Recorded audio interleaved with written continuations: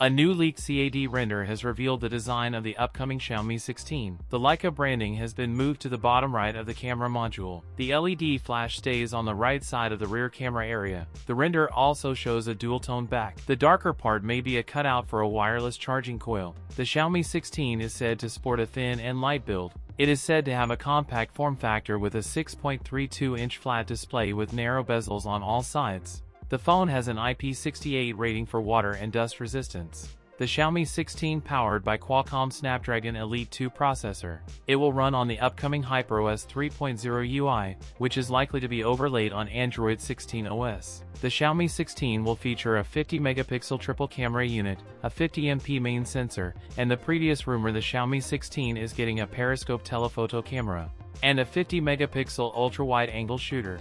It boasts a 32-megapixel front camera. The Xiaomi 16 will reportedly house an impressive 6,500 mAh battery capacity with 100W fast charger. That's it for today's video. If you enjoyed it, don't forget to like, comment, and subscribe for more content. Thanks for watching, and I'll see you in the next one.